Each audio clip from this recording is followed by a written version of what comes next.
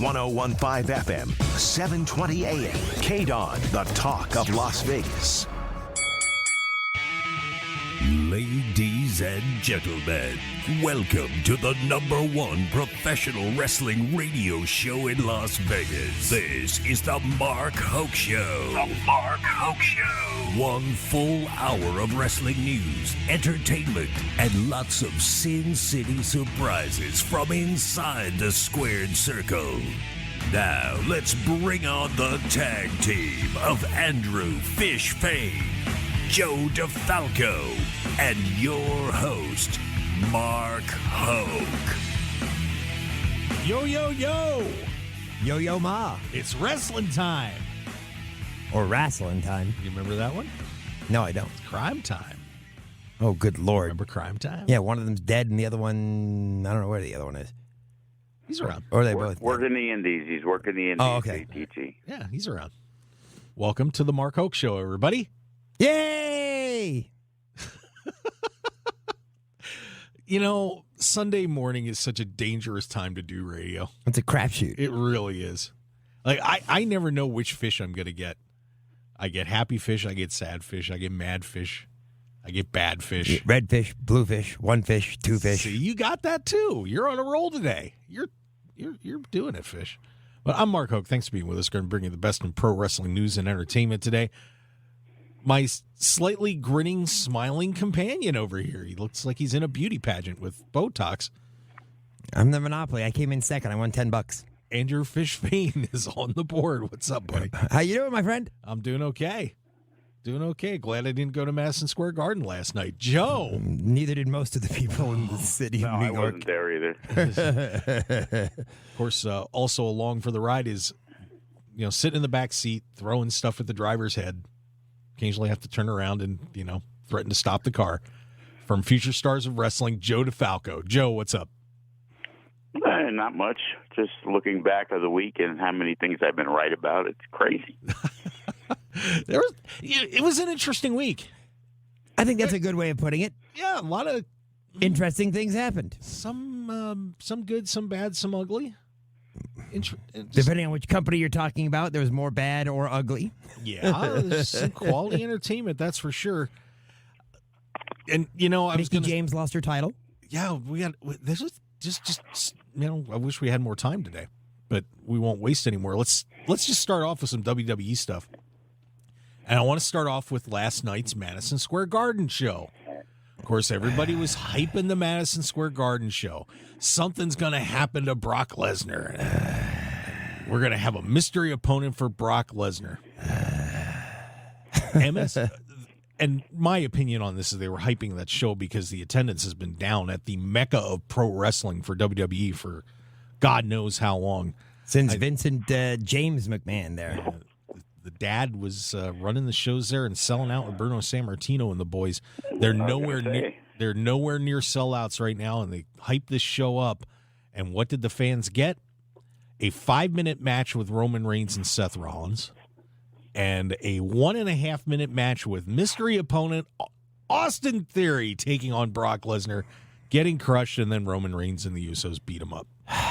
There you go. If they would have just brought in Nikolai Volkov, it would have been better. The other problem is the rest of the card, every match was so predictable. Yeah, it was. Let me pull the results. I know I've got them sitting right here. Give me 1 So second. was Austin Theory's match not predictable? Did you think it would go 2.5 minutes instead of 1.5? I was hoping it would at least go 3. Probably lasts like 10 times longer than with his girlfriend. Bruno Sammartino would have lasted longer than Austin Theory. Yeah. That would be a dream match, by the way. That's a subject down the road of something. Bruno Sammartino, Brock Lesnar? Oh. Could you imagine that match? That'd be awesome. Well, not now. Bruno Sammartino's a little old. Well, Bruno's dead. See? Bring him back. That F5 would be pretty easy. Why are you guys liking talking about dead people today? That's 2 already. Jeez. Well, we could go all day. But yeah, it's just not a great night at Madison Square Garden for everybody. I mean, you don't even have to look at who the card was. It was the Raw Tag Team titles, RK Bro versus the Alpha Academy. Who's going to win that match? Alpha Academy. Exactly. SmackDown Tag Team titles, Usos. versus New Day. Who's going to win? Yeah. Yeah, the Usos. Thank you. The U.S. title, which was Damien Priest and Finn Balor rematch. Finn Balor being the champion. Who's going to win? Finn Balor. And who won? Well, there could be DQs or countouts, or they don't have to retain that way. Yeah, I know they don't have to, but the problem and the point is that they did, unfortunately. Yeah, here we go. So I apologize. Somehow I wiped that one out. Yeah, it was Alpha Academy beats RK Bro. Finn Balor beat Damien Priest by DQ. Priest got a good ovation from his hometown New York fans. Although Priest with the heel turn made no sense either. Yeah. We're getting to that. Usos beat Kofi or the New Day. I'm going to say New Day. Becky Lynch beats Bianca Belair and Rhea Ripley. Mm-hmm. Romans and Reigns goes a whole 5 minutes. Sad. I mean, Kevin that's Owens actually does a pretty stunner. short. That's pretty short considering Seth Rollins usually has better matches than that. Yeah, you would think that if you're gonna screw everybody with Austin Theory against Brock Brock Lesnar. Lesnar, you're gonna give him a good match with Roman Reigns and Seth Rollins, but you don't. You don't. Drew McIntyre beats Sami Zayn. Ronda Rousey and Naomi beat Charlotte Flair and Sonya Deville. Charlotte taps out, so wow, we got a Charlotte tap out, and that main event. So, Yeah, like I said, it was it's just nothing. No, it was a very predictable kind of blah card. But that's what house shows are about now. Is the Madison Square Garden shows aren't anything special anymore. It used to be like, I remember going back into the day when Honky Tonk Man was the Intercontinental Champion, and they were doing the circuit of non-title matches against the Macho Man. And that was right in the beginning of the Macho Man babyface turn, and it was like he ate the pin, Honky Tonk Man, and of course because it was a non-title match. But man, it was sold out, and the crowd was berserk. That was the main event, not Hulk Hogan, who was the champ in Earthquake. It was Macho Man because he was hot as a firecracker then. Yeah. So. Yeah, just disappointment. Right. The most interesting thing that happened in WWE this week was the mid-card title change on both Raw and SmackDown. I might debate you on that.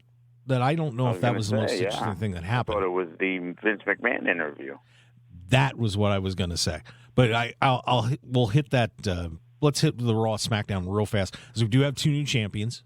Finn Balor beat Damien Priest to win the U.S. title. And Ricochet takes the Intercontinental title out of nowhere, gets an Intercontinental title shot, and Sami Zayn, bye-bye Intercontinental title. We thank God, though, we do not have to suffer through an Intercontinental title defense against Johnny Knoxville. And I think they realized that it would have been ridiculous to have have Johnny Knoxville fighting for the Intercontinental Championship. There was such a negative reaction to that from everybody, and I'm sure everybody in the back. Johnny Knoxville is going to win. That's why. Right. That's the only reason they're not having it for the title, because either way, you know how it is. The celebrity comes in somehow. Johnny Knoxville's, I guess, the baby face, and, Wee Man's going to cost Sami Zayn. So get those betting odds out now and bet Johnny Knoxville. Absolutely.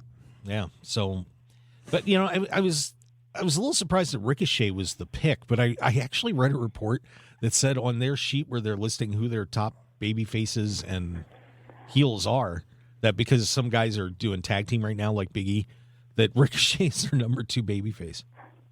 Which is good, because now that he's the Intercontinental Champ, nothing will change. He'll still now lose 14 matches in a row because they'll all be non-title matches. So, or he won't defend it at all, right? But they did with Shinsuke here. But it's good for Ricochet because he deserves that kind of run. I mean, I thought he got shafted when he won the U.S. title and lost it immediately to Samoa Joe. Mm-hmm. I agree. And the move he made, the flip that he did the back handspring and then the flip outside the ring on SmackDown, that was an incredible move. Ricochet's fantastic. The problem is, again, it's like, that WWE policy. If you're only allowed to do a certain amount of super cool moves, it was like back in the day, it was like, it didn't matter that you had Evan Bourne, you had Rey Mysterio. Then when Rey Mysterio got hurt, Evan Bourne got to do the cooler stuff that he could do. And it's like they limit you because, God forbid, a low-card guy gets, upstages, outshines Brock Lesnar or something. Yeah, I mean, if you've not seen Ricochet at his best, and some people kind of debate it because it was a real spotty thing that he did with Will Ospreay, go back and look that match up. Go back and look up Ricochet versus Will Ospreay. You'll find it, And it's one of the craziest sequences you will ever see in a wrestling ring. Even when he was in NXT, he was showing more than he's showing now on the main roster. Even when he worked for Joe DeFalco. Go find Ricochet versus Austin Aries. Ooh. And Ricochet versus Chris Sabin on the FSW YouTube page, and you'll see that 6-7 years ago when he was on the rise, that this guy was amazing. And then he went into Lucha Underground. He was amazing. And then he went to WWE. And yeah, they just... That's because Vince has this issue with guys that aren't huge to be featured. He's not a big sweaty man. Exactly. So, yeah. But, he should have been the new Rey Mysterio. He should have been that new age super high flyer that the crowd can love. He should have been one of the, even keep the mask on from the Lucha Underground days if you want to keep the mystery. But that's a major boat misser. And the thing with Ricochet is, even back then, that his ultimate goal was, I want to be a WWE superstar. And, regardless of how he was treated, he is, stuck it out, I guess you could say. Yeah, and to me, this was just kind of out of nowhere, because the last time we really saw Ricochet, he was teaming with Cesaro and losing to Sheamus after Ridge Holland got hurt at that pay-per-view. He lost 2-on-1 to Sheamus, and now here we are. There you He's go. the Intercontinental Champion. So more inconsistent booking from WWE and things that don't make sense. And speaking of that, we've got, boy, I can't even talk this morning. Lord. Edge and AJ Styles. Boy, I'll tell you, Edge wants a challenge at WrestleMania. Give me somebody. And AJ says, hey, you know what? Hi, I'll wrestle you. And all of a sudden, he gets concertoed. The worst thing that Edge does to anybody, the thing that's reserved for the person that he just hates and despises. And for Seth Rollins or Randy Orton. Just AJ says, hey, I'll wrestle you. It'll be cool. Dead. What was that all about? Well, Edge was a little mad because the day before he was in Vegas for Sin Bodhi's wedding, and he had to fly cross country, so he had some issues with the stewardess, and that's where it went. But what does that have to do with AJ? He didn't do anything. He was the guy in front of him. Why didn't he just take it out on the ticket counter? That would have been better. He could have concertoed somebody at the Allegiant stands. Just once again, not making sense is the point. Just this is out of nowhere. Do the babyface thing. So I guess it was time. We've talked about how Edge's comeback has almost been almost as worse as Christian's return into wrestling. So not quite, but I guess that was a way to generate something from the past, and now we have somebody to strictly root for in AJ Styles, who they want to push against a guy who does his best work as a heel. And allegedly, he's going to explain his actions Monday night. Yeah, Beth gave him some bad chili or something, I guess. I think Lita should show up, too, and they rekindle their couple. Oh, now you're talking. Jeez. Well, that gives us another mixed tag team match. Then we'd have AJ and Beth against Edge and Lita. Gonna take a hard pass on that, but once again, it's kind of inconsistent storytelling from WWE and throwing stuff together right before WrestleMania. And I mean, even down on NXT, they had Solo Sikoa was undefeated, and then he runs into Gunther, and he got dominated in that match, and it was like, why are you doing this to the guy? Yeah, that doesn't make any sense either. It's just another example this past week of WWE's totally uneven, ridiculous booking. Yeah, for sure. Well, as Joe was saying, what I thought was the biggest story in WWE this week turned out to be Vince McMahon's appearance on the Pat McAfee Show. And if you go, the interview was an hour and 20 minutes. It took a lot of time with Vince. And, announcements like he's going to, Vince is going to induct The Undertaker in there. Pat McAfee's getting a match, which now turns out to be Austin Theory. Yikes. Ugh. I knew that. That's what I said. It is exactly what you said. Why is it not Corey Graves? Which makes a lot more sense. The announcer from Raw. Corey just got cleared. He hasn't wrestled for years. Could you imagine? Right, who wants to see him wrestle? Nobody cared to see him wrestle when he actually wrestled.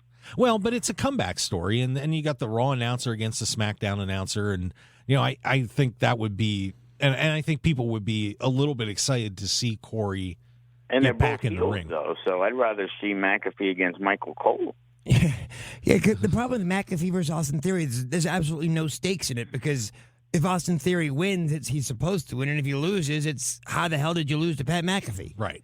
So it's a no-win for everybody. But I did find the interview with McMahon very interesting, as someone who does business, and Joe, I'm sure you would agree with this too. You got to hear a lot of where Vince came from, his philosophies on how he does business. There are things in there you're going to hear and agree with and hear and say, what? But whenever you get a chance to see somebody that's successful like that, and you get to hear their philosophies and how they do things on a daily basis, what their routines are, what they believe, it's always really interesting to me. And I Vince said at the beginning of the interview, for example, I don't dwell on the negative. It's a double negative if you dwell on the negative, because you're not dwelling on something positive, you're dwelling on something negative. So it's a double negative if you do that. And when he said that, I was like, that makes a lot of sense. And he had things like that all through the interview that I thought was fascinating. He actually explained why they use WWE Superstar as their term for their wrestlers, which, when I thought about it, I was like, okay, I can see it. He said, if anybody can be a pro wrestler, but not everybody can be a WWE superstar. So it distinguishes us. It makes us different. And he said that was a constant of wanting to do things differently than everybody else did. Talked about creating the WWE Network, which I'm sure you guys remember when that came out. Everybody's like, how's this going to work? Now everybody's doing it, and he made $1 billion. So it was a really interesting interview. If you haven't watched it, I read a little snippets of the highlights, but I didn't listen to it. So yeah, it was pretty interesting. Everything I heard was extremely interesting, because I know exactly where he's coming from at a much lower scale. There's so much bitterness and drama, and there's some smaller companies around, and the common denominator is that they all hate Joe DeFalco.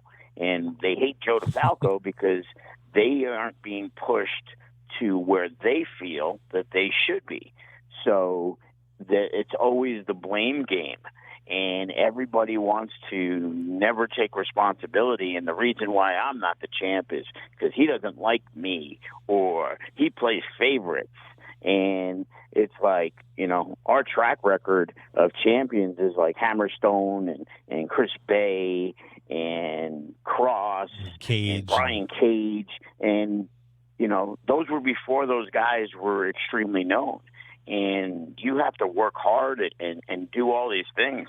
And everything Vince was saying, it was kind of like, we sometimes think he's so out of it, but it's like he made so much sense on so many different levels. It was, you wish he had done more of those interviews over the last 20 years. Did he give any insight as to either A, when he's going to step down from doing this, and B, with Triple H's health issues, who it is that will take over, who is next in line in succession? He didn't say when he's leaving, and it was more of a general conversation about whether or not, it may be, whether it's somebody in the family or whether it's somebody outside the company. Because you just Nick want to make Khan sure is it's apparently the guy everyone now is saying is going to be taking over. Yeah, you just want to make sure the company's in good hands. Vince basically said it was whatever's best for business. Right. It's business. You can't differentiate that whether they're a family member or not. The best person for the job is the one who should get it. And, everybody initially expected it to be, Stephanie back in the day. And then when Triple H, it seemed like he was his right-hand man. And now, where's the missing persons report? Because, Triple H hasn't been seen or heard from since his heart issue. And when you think, and after hearing what he said, it to a point makes sense why he would not pick Triple H to take over the company, Because if you look at the work that Triple H did in NXT, and I, we all loved NXT, but it's not what Vince sees. It's not what he doesn't have the same vision that Vince has as who's going to take the company to the next level. I think that he saw Triple H as keeping it in that old school lane instead of thinking the bigger picture. And whether that's right or wrong, I don't know. But I think that's what may have turned Vince off to Triple H as he saw him run NXT. That this isn't the global vision of WWE. So, but so there was no hint of Vince is getting ready to retire or not, or he's doing great. I realize that, but I'm saying he's good. He mentioned no timetable at all. Okay, but I thought it was a terrific interview, and I think people would have a lot more respect for him if he would, like Joe said, if he would have done more interviews like this, because I think it was really fascinating insight into. Does it explain? Go ahead, Joe. I was going to say, everybody's jumping on, the new school, the AEW bandwagon, and in turn, they can't give credit. They have to bash. So now Vince McMahon has been bashed, and we've talked about it numerous times, and how storylines and the way things are, that maybe he hasn't evolved. But to think somebody can't learn anything from Vince McMahon, they're out of their minds. Yeah. It's like, he's the man. If it wasn't for him, nothing would exist the way it does in professional wrestling. This guy with the lowest ratings they've ever had, the lowest amount of attendance they've ever had, and they make more money hand over fist than they ever have. AEW, they could talk all they want, but they're losing millions and millions of dollars. Impact lost millions and millions of dollars. Ring of Honor obviously lost millions and millions of dollars. And Vince McMahon was the one person in the wrestling business to make billions and billions of dollars. So, who's right, who's wrong? Yeah, it sets if you look at, just listen to what he said. I think if you take that philosophy, now, can you do it differently? Like, the AEW style? Sure. But at the same time, maybe you are limiting your audience. And we're going to talk about opening that audience up with Ring of Honor being sold to AEW on the other side of the break. But like I said, whenever you get to listen to somebody like that, all those lessons that he said don't just apply to wrestling; they apply to business, and they apply how you live your life. You can't debate the success that he's had. I mean, the dude lived in a trailer when he was a kid, and took it to a multi-billion-dollar corporation. So you can bang it, and we're gonna continue to bang on Vince McMahon about storylines and where things go. But at the same time, can you bang on him about what he did with this business? Not a chance. Not a chance. No, and he took it to the right time, the right era at the right time. He took it to the Attitude Era when it had to be the Attitude Era, because that was the only way he was going to survive and beat WCW. Then he took it to the Ruthless Aggression Era when it had to go there, and then he took it to the PG Era, which is where it is now. And whether you like it or you hate it, it's, as you said, it's absolutely worked, because he's the only one making money. Well, and really the key was WrestleMania 1. When he started invading territories, and he told a hilarious story about how guys who were running territories were going to go beat him up or wanted him dead, taking wrestling from being just little patches here and there to being a national and then multinational corporation was amazing. All right, hey, we got to take a break, unfortunately, but hey, we'll be back, I promise. We're here on later, Fish. I know the wife's calling, so see ya. No, I'll still be here. I will say real quick, Linda told a great story about WrestleMania. It was WrestleMania 1, that at 3 a.m, right after WrestleMania, she was getting phone calls, and they finally said, okay, we're in the black, so everything is good. That's when they finally found out they had made a profit on WrestleMania. He risked it all. He sure did.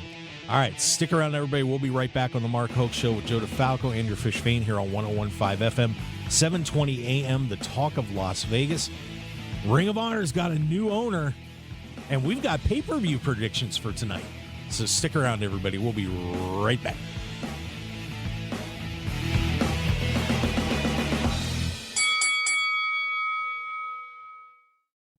1015 FM, 720 AM. KDON, the talk of Las Vegas. Now, let's return to the Mark Hoke Show. The Mark Hoke Show. Here again, your host, Mark Hoke. You thought I was gone. You were wrong. Look at Fish just staring at me now. Are you okay, Fish? I'm fantastic. I didn't freak you out too bad? Not at all. All right, good. I'm just here because I like to tick Joe off because he thinks I've gone, so I'm still here. Okay, fair enough. I'm Mark Hoke. Thanks for joining us on the number one pro wrestling show on the planet.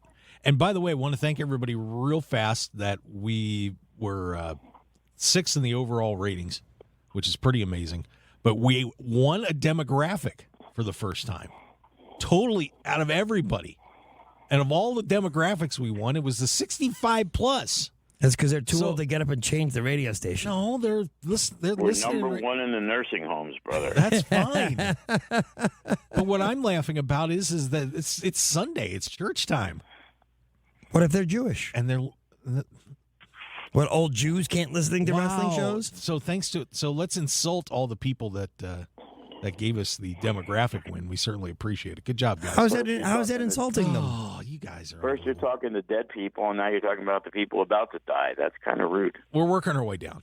Oi, what are you forgetting? What is this wrestling stuff? But thank you, everybody, for listening. 34 countries and almost all the United States has downloaded podcasts. We appreciate it. And if you want to download this podcast in case you missed a show, all your favorite podcast outlets, it's everywhere. But you can go to markhokeshow.podbean.com, which is the main site to check it out. And we would love to have you join us. Follow us on Twitter, too, at Mark Hoke Show, and Facebook, The Mark Hoke Show. There you go. And by the way, if you want to follow Fish, it's the Fish 1969 on Twitter. Yes, it is. Joe DeFalco's got that little thing he does. The Future Stars of Wrestling, FSWVegas.com. One of the best promotions going. Absolutely. That Mecca event is still resonating with me. It's still a fantastic event. I'm just mad I didn't go out to the hot dog truck. Well, yeah, we're in talks for the big AEW weekend. We're trying to set the schedule. You know, AEW is going to be here the Wednesday for Dynamite, Friday for Rampage, and Sunday for the pay-per-view. So we're trying to slide in, for a Thursday night show, talking with Booker T and Reality of Wrestling coming to Vegas, ECW, things like that. So it might be a big weekend. We found out Rampage on Friday said it was scheduled at 3 o'clock, so I'm not too sure. But, if it is, then, Friday night show is in the cards. And then Saturday we already have, a schedule set for 3 more events. And who knows, maybe early Sunday we're going to have one. So it's definitely going to be a big wrestling weekend, meet and greet, vendors. We're trying to do something major out here for that weekend, Memorial Day weekend, which, of course, now I'm looking at the flights, and it's like, geez, it's crazy. Well, you're going to see a lot of people here because they sold a ton of tickets for Double or Nothing, over $1 million in ticket sales already. It's not sold out yet, and Fish and I are still working on getting our tickets. But, wow. Yeah. T-Mobile Arena is going to be filled up with AEW fans for Double or Nothing. And I haven't looked at the Rampage or Dynamite shows, but I'm sure that there's going to be a few people there for that too. We'll be there with that street team pounding flyers because that type of crowd is a lot different than a WWE crowd. So they're very aware and fond of the super indie guys, and between us and the GCW and the name guys that we can bring in for that weekend, these people seem to have, strangely enough, that they talk about wrestling fans, these people have unlimited funds. And, the biggest mistake that people make about wrestling fans is that they're these poor trailer park people who can't afford things, and they're going to be spending thousands of dollars that weekend. And, hopefully the cards we put together, it will be something super cool that weekend. How about you and me do a tag team, Joe? Somebody beat me up. I mean, you can stay on the outside of the ring. I'll take the bump. I think that'd be fun. Fish will pay good money for that. Yeah, I know he will. Well, I would want to be the manager. I want to be your guys' manager, and I can Oh, so you can watch. Oh, so you're the one that's going to beat me up. That's perfect. All right. So you want to be like the manager of like Bobby Heenan was to the Red Rooster, who would never win. I was thinking more Harvey Whippleman, but okay. I'll dig my singlet out. It's all good. I'll take a bump just for fun. Anyway, but yeah, it should be a great weekend. So if you want to get tickets for Double or Nothing, I'd recommend get on board, but don't take the seats that Fish and I are going to pick out after the show. Right, Fish? Anyway, but of course, AEW made a lot of news this week as Tony Khan's massive announcement. A lot of people were speculating. Chavo Guerrero was released? Yeah, that was crazy. Well, that wasn't really an announcement. Chavo didn't even know. Oh, okay. By the way, I thought that was the big thing that happened. Chavo was off the site, and they asked him, "Hey, you're off the site." He's like, "Oh, I didn't know that." I was. So Chavo gets a pink slip from a reporter. Congratulations. But AEW purchased Ring of Honor. So according to they purchased the library. There is no Ring of Honor. Hold on. Let me set it up, and then you can gripe all you want. You Grinch over there. Per the Baltimore Sun, the deal will include Ring of Honor's extensive video library, which dates back to 2002, as well as brand assets, intellectual property, production equipment, and more. Acquisition price was not disclosed. Sinclair, the former owner, watched their stock dip 1.8% the next day. But, Fish, I know you have been ready to yell that this doesn't mean anything, and there's a lot to this, and we got to make sure we save time for our predictions for Revolution tonight. But I'll give you first shot. Joe will hit it, and then I'm gonna dive in and give my opinion on this. They bought the library for Ring of Honor because there is no Ring of Honor. They bought a company that doesn't exist.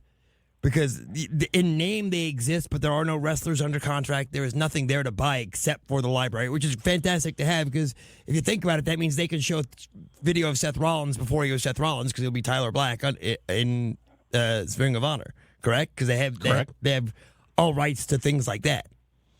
Over 40, and the Baltimore Sun also listed there were 40 wrestlers that are just in AEW that wrestled in Ring of Honor. So, and of course, AEW, well, not AEW, but when the Young Bucks and Cody and Kenny Omega did the first show that led to the creation of AEW All In, Ring of Honor did the video for the broadcast for that. So they had rights to that. So if Vince would have bought that library, the origin of AEW would have been in the hands of Vince McMahon. And that would be a typical Vince McMahon move. I'm surprised that he didn't. I'm surprised he didn't either. But supposedly they were in talks.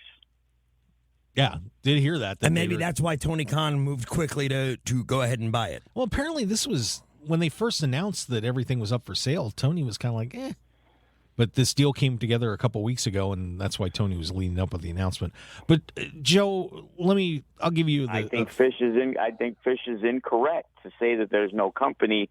Their name brand has more value than a lot of other companies. Now, AEW can take some of those guys that were on AEW Dark. They still have that built-in fan base. The fact of the matter is AEW became a branch off of Ring of Honor with the Young Bucks and all them. Now, all of a sudden, Ring of Honor was a show that if they did well, they did 500-600 people.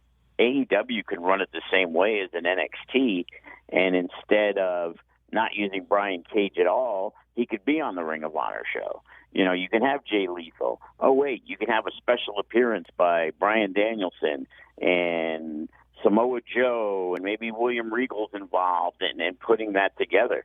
There's a lot of excitement because there's a lot of good things that could come of it. Now, again, in the wrestling business, everybody makes up different ideas, and Cody Rhodes is really staying in AEW. Oh, he's really not going there. But the fact of the matter is those things could happen. And, Tony Khan seems to want to do a lot of different things. So I wouldn't write off Ring of Honor. They were going, they're still doing their Super Card of Honor, and instead of, using all these guys that they had under contract that they were paying a lot of money because of AEW. I know for a fact that all those guys got raises and because they were afraid of losing everybody.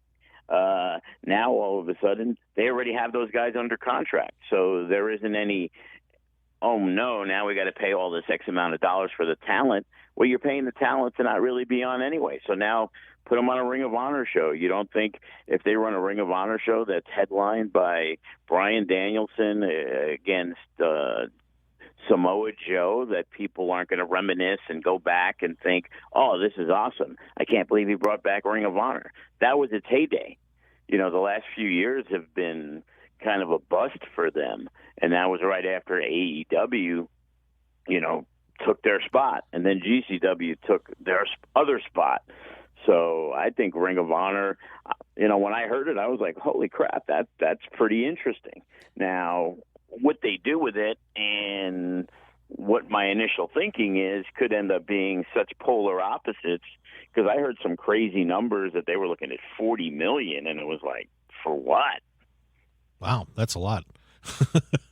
Well, yeah. What I see them doing, and if it were me, obviously you have your wrestlers that you either aren't using very much, or the ones that are young that you're using on Dark and Elevation, and you start with that. Plus, you do have the opportunity to, as Joe said, you can send whoever you want to these shows, which is you want to put one headliner on there or two, and then fill the rest in. You've got a good show. But I do think that there's also an opportunity there to, I don't know if scout is the right word, but to bring in other independent wrestlers from around the country to be on these shows as well. So you can get a look. Like, for example, Vandergriff would be a guy from Joe's promotion that maybe they want to have him, put him on a card and see how he does and see if they like him. You can bring the indies together a little bit nationwide by bringing some different people in and reaching that group as well. But he could have done that without spending the money on Ring of Honor. Say that again? I said they could have done everything that you guys have said they could do without spending the money on Ring of Honor. Yeah, I disagree, because they have that. They have the video library. That's the most extensive thing that they probably paid for. But the name Ring of Honor is a bigger name than Championship Wrestling from Chicago. Yeah, it is interesting, and Fish, I see your point on this, in that you could just make it an AEW, branded AEW show. And that was something when this happened, I listened to Meltzer and the guys talking about how whenever someone's bought a territory or bought an organization up, the buyer is the one that's got the bigger name. So the Ring of Honor name isn't going to carry as much weight. I think it's a little different in this case, though, with Ring of Honor. The popularity of it. Yeah, it did wane, but it was because the roster got gutted between WWE and AEW.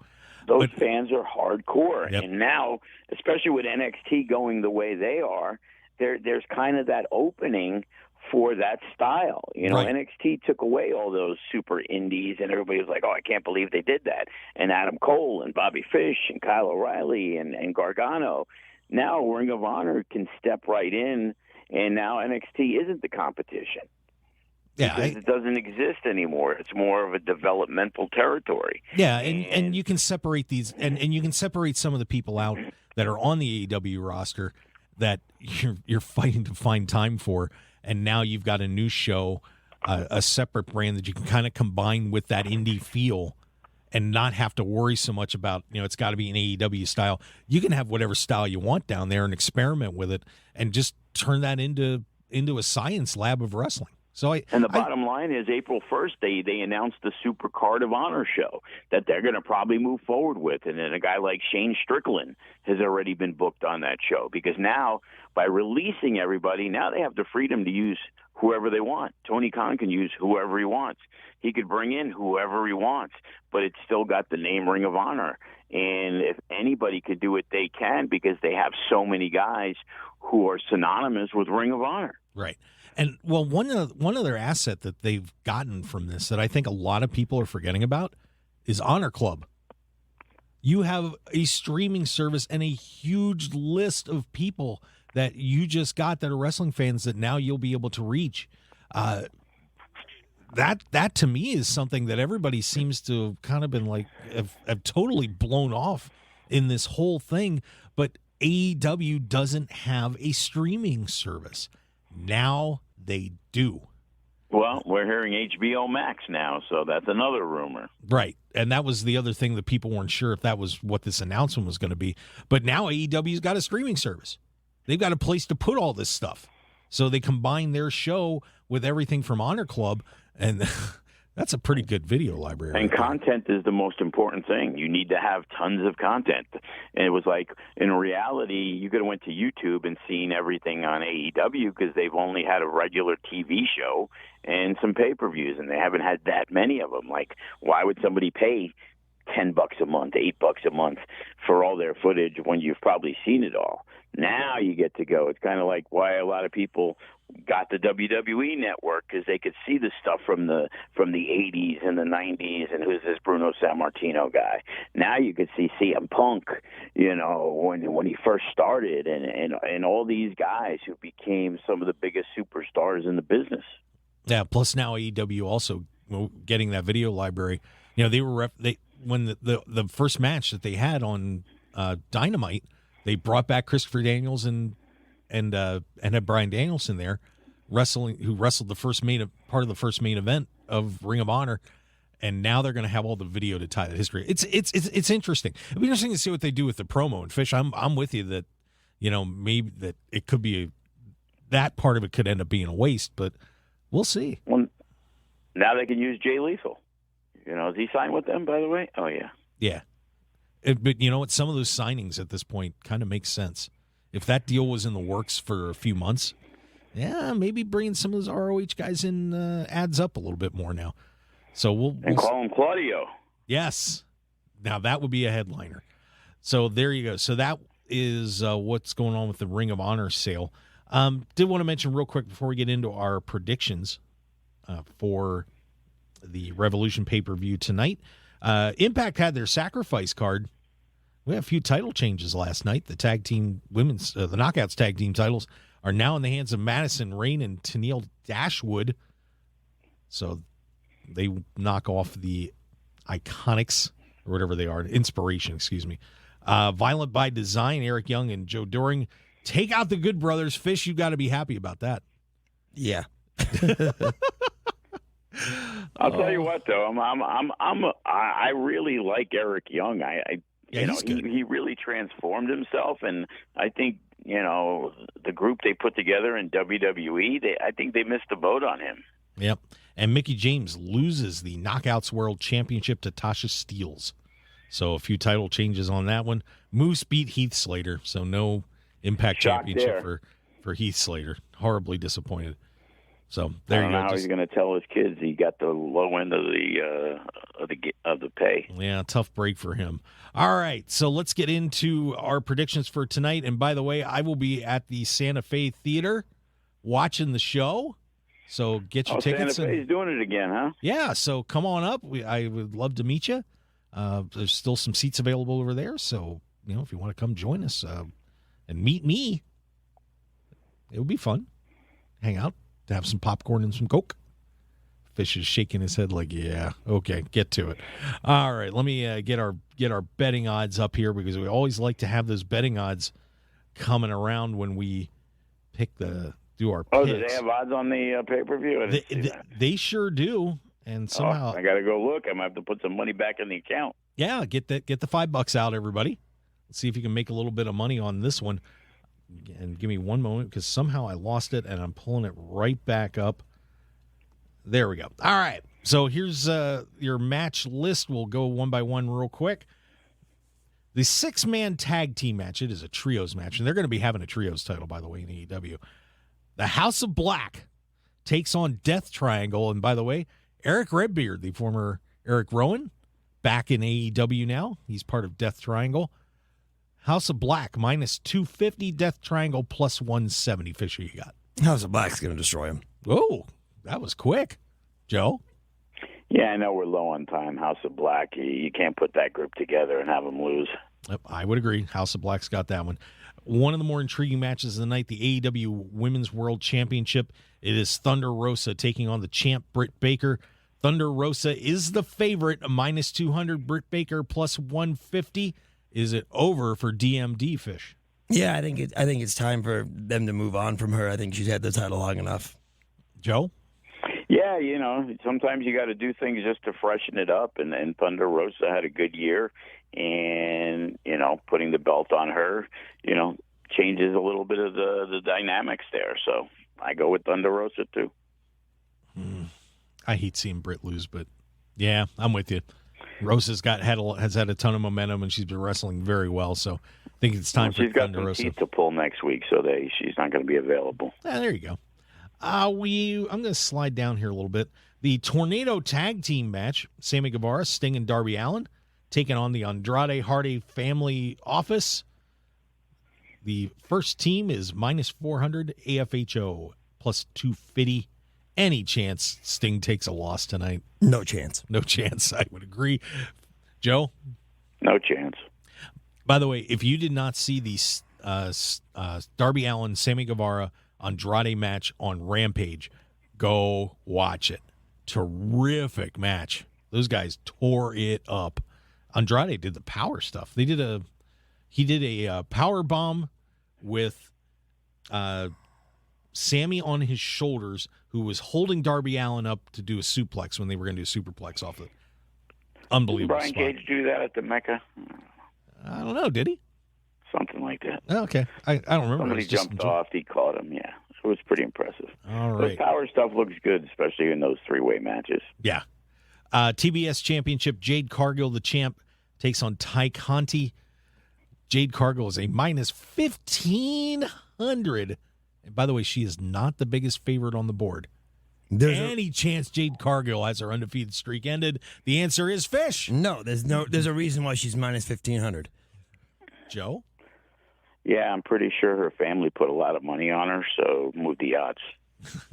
There you go. Yes, no chance Ty Conti wins this match. The biggest favorite on the board is Hook as he faces off with QT Marshall. Hook is a minus 3,000. QT plus 800. Taz's kid bite the dust tonight? If it was WWE, yes, because that's the kind of booking they do. But since it's not DQ? Since it's not AEW, since it is AEW, not WWE, Hook will win. Joe? I was going to pick QT Marshall, but then Taz came out crying about the orange T-shirts that somebody was wearing, so they got to appease him, so they got to let his kid win. All right, I got Hook as well. Chris Statlander taking on Layla Hirsch. Any chance Layla Hirsch gets an upset victory tonight? Statlander's only minus 165 on this one. Nah, Statlander's got it. Joe? No idea who either one is, so. I'm going to take Layla Hirsch in an upset tonight. Well, that's what I was going to say. So somebody has to kind of like win something that you don't expect, and I don't think either name is a big name, so that's something that if they want to pull an upset, they can do that. All right. Eddie Kingston against Chris Jericho. Kingston is a minus 400. Jericho plus 250. Does Kingston finally win the big one, Fish? It's funny because Jericho's big thing when he first came into WWE is that he couldn't win the big one. And now it's the reverse with Kingston. But I think Jericho, this is the upset that I'm going to talk. I'm going to take Jericho in this one. Wow. Joe? Well, in the world of betting, you always say, a live dog, and Jericho's a live dog, whether he's patched it up with Santana and Ortiz, and, it's Chris Jericho. Usually in that situation, it's not going to be one and done, so maybe it takes the next pay-per-view in Vegas for Eddie to get the big win, so maybe somehow Jericho pulls it off. All right, and we got to go real fast through the rest of these. Bryan Danielson, Jon Moxley. Both are minuses. Minus 125 Danielson, Moxley minus 115. Real quick, Fish. Danielson. Joe. War, no count out. Other people get involved, and the tag team is born. Yeah. Fair enough.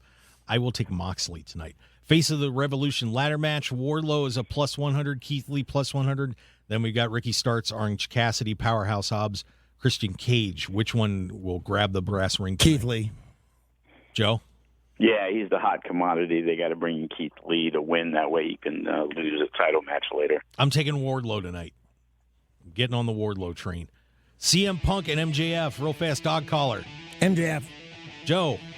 I think CM Punk's got to get the win. That way they have the trifecta, and the big third match will be in Vegas. I will take Punk as well tonight. Tag match, Jurassic Express, Red Dragon Bucks. Red Dragon. Joe? Yeah, time for a change. I'm agreeing with that one as well. And then we got Page and Cole. And a Hangman Page. Joe? Yeah, I don't think Cole's been hot yet, so I think Page has to win. I agree with you as well. So there's your picks. Go on betonline.ag for those odds. And we want to thank you for joining us. Hey, I'll see you tonight at Santa Fe. Enjoy Revolution. Fish and Joe, thank you. Everybody in Las Vegas, have a great night. Thanks for listening to the Mark Hoke Show here on KDWN 101.5 FM 720 AM.